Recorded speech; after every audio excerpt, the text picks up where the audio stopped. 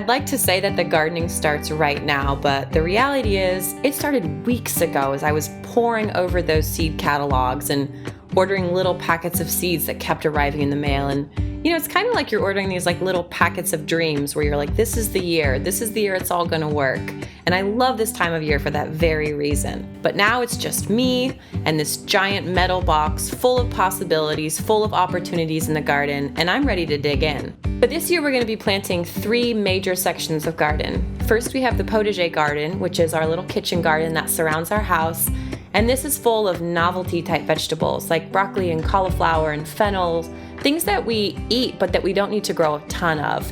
And what I found with this space last year was that it just wasn't enough room to feed all of these mouths with those staple crops. So that's why we're going to develop the market garden. And these are long 65-foot rows that are just going to be devoted to one crop. So we'll have a row of tomatoes and a row of potatoes. The idea with this style of gardening is simply a higher yield. The ground that we're planting this in hasn't been worked in 30 years, so I'm really excited to see how this area develops as we build these beds and really just start from scratch on this whole project. The third big area that we're going to be developing is our greenhouse gardens. So our house did not come with the greenhouse, but Stuart has spent the last month getting this one in place. And this is going to serve as the focal point and the workhorse for this entire area. And I'm really excited about this one because this one is going to be almost exclusively perennial beds of flowers just for the beauty of it. And it's really going to cultivate this space from bare grass to an entire new little ecosystem full of flowers for our honeybees and of course for us to enjoy. So in anticipation of all this growth, here we are 8 weeks from the last frost. It's time to get to work. So the greenhouse isn't finished yet, which means we can't really start our seeds in there like we'd like to.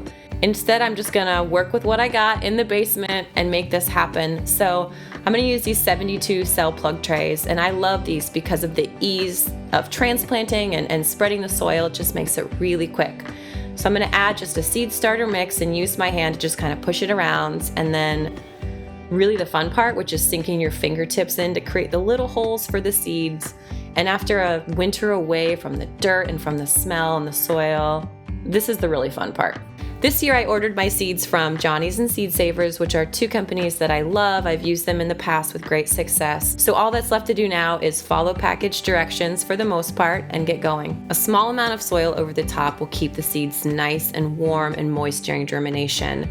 And to further encourage better germination, I put a thin sheet of plastic over the top, and this just helps to hold that water and warmth in just for a few days while the seeds get going. I found it really helps my germination rates. Each of the crops are labeled with a little stake and a marker just so I can remember which is which, because I've totally confused my broccoli and cabbages and kale, which is hardly the end of the world. It just kind of makes the garden a mess. For a few of my crops, like violas for example, I start them in these little inexpensive peat pots.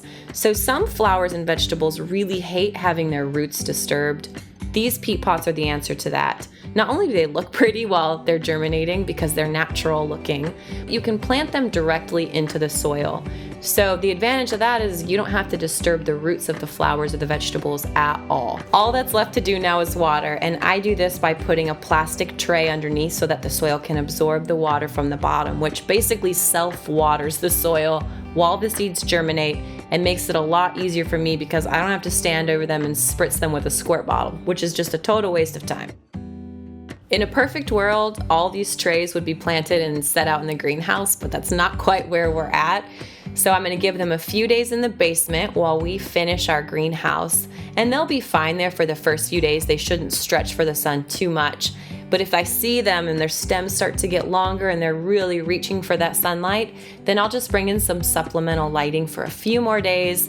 We'll finish the greenhouse and then they'll be able to move to their outside home. So all that's left to do now is just document what I've done.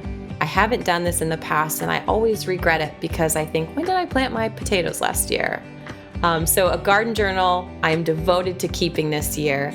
I love this time of year. Everything is still possible. My creativity is flowing like crazy. So I'm gonna make a latte, sit down with a few more inspiration books, and just get to sketching. And I wanna sit down, put it all together in a plan, and really think about the possibility for these spaces. I'm seeing different shades of lettuces and gooseberries hanging from the branches and roses climbing arches. And that's what this time of year is for, to really get an idea of how this space needs to develop to serve us and to look beautiful. For the gardener, it hardly gets better than this.